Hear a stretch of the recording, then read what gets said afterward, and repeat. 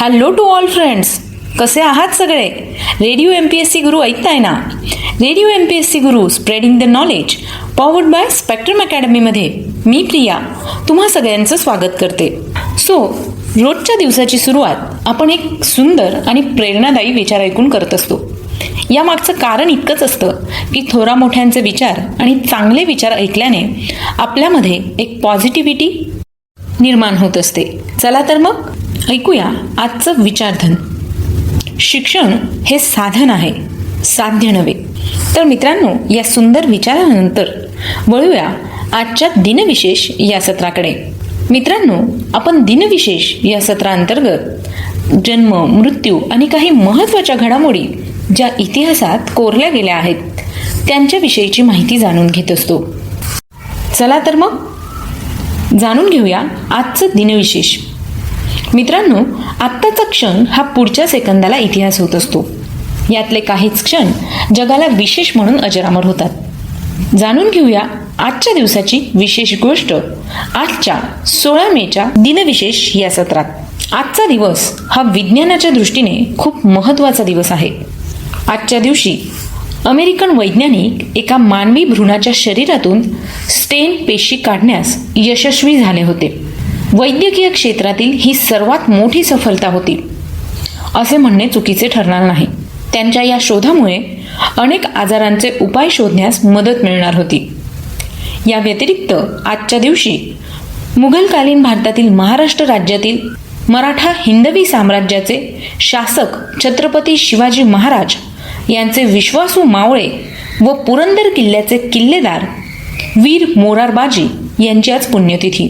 राजपूत राजा मिर्झा जयसिंग यांचे सेनापती दिलेर खान यांनी जेव्हा पुरंदर किल्ल्याला वेढा दिला होता तेव्हा तो वेढा मोडून काढत असताना शत्रूसोबत लढताना ते शहीद झाले.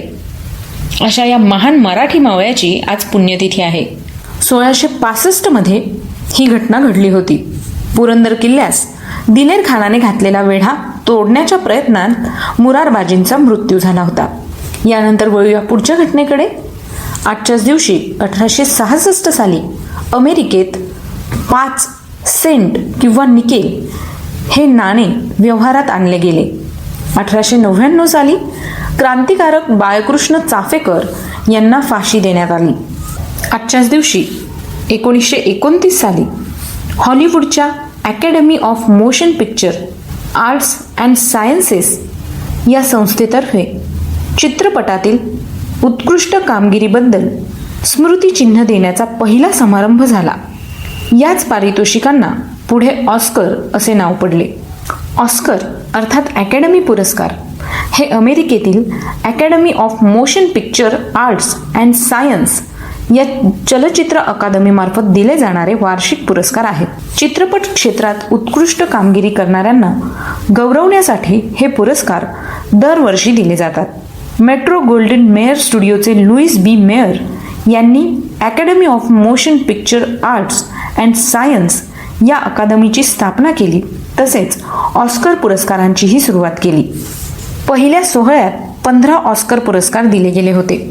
सर्वोत्कृष्ट अभिनेत्याचे पहिले ऑस्कर एमिल जेनिंग्स यांना, तर सर्वोत्कृष्ट अभिनेत्रीचे पहिले ऑस्कर जेनेट गेनर यांना दिले गेले होते. या वर्षीचा ऑस्कर पुरस्कार नोमॅडलँड या चित्रपटाला मिळाला आहे. यानंतर वळूया पुढच्या घटनेकडे. आजच्याच दिवशी 1969 साली सोव्हिएत रशियाचे व्हेनेरा 5 हे मानवविरहित अंतराळयान शुक्रावर उतरले. आजच्याच दिवशी 1975 मध्ये सिक्कीम हे राज्य भारतात विलीन झाले.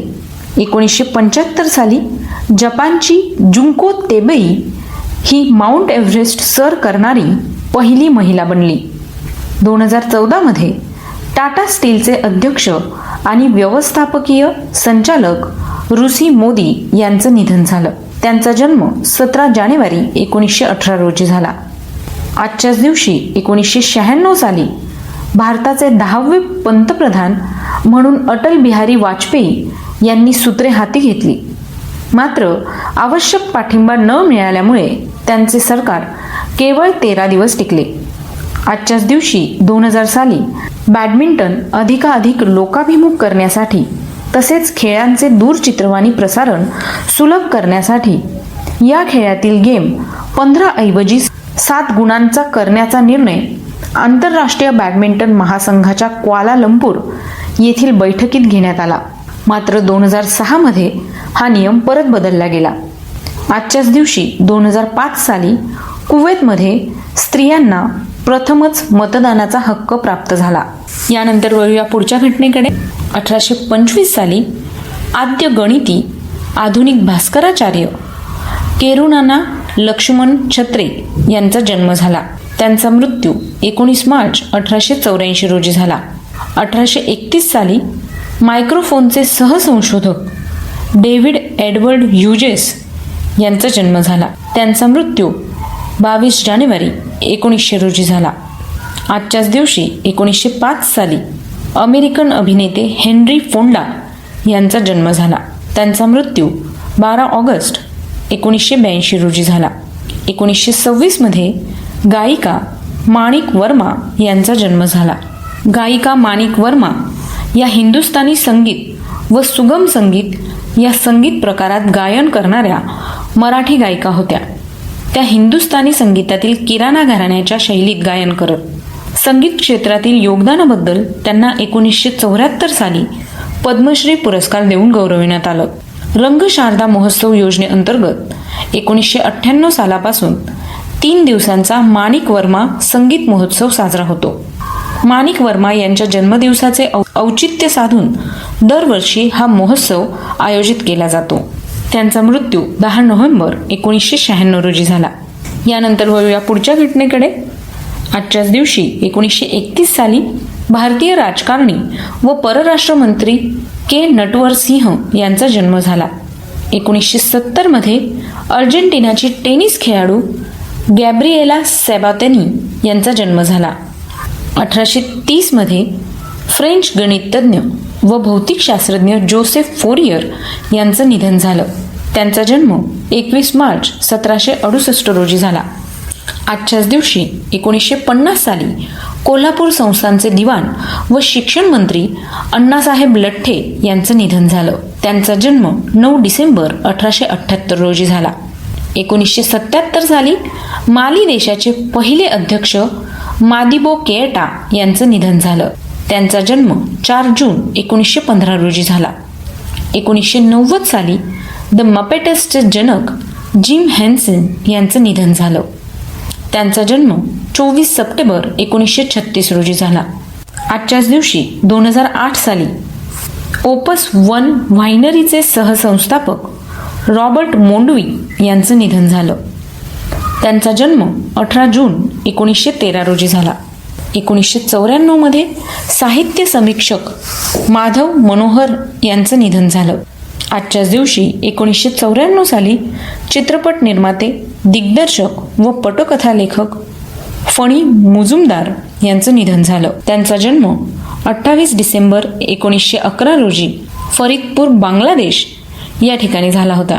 तर मित्रांनो, ही होती आजच्या दिवसाची विशेष गोष्ट, म्हणजेच आजचं दिनविशेष हे सत्र. तुम्हाला आमचं दिनविशेष हे सत्र कसं वाटलं ते आम्हाला नक्की कळवा. त्यासाठीचा आमचा व्हॉट्सअप क्रमांक आहे 8698 म्हणजेच 8698869880. तुम्ही आमचं दिनविशेष हे सत्र आमच्या स्पेक्ट्रम अकॅडमी या यूट्यूब चॅनलवर देखील पाहू शकता. त्याकरता तुम्हाला फक्त आमचं यूट्यूब चॅनल सबस्क्राईब करावं लागेल. चला तर मग मित्रांनो, मी प्रिया तुम्हा सगळ्यांची रजा घेते. पुन्हा भेटूया उद्याच्या दिनविशेष या सत्रात.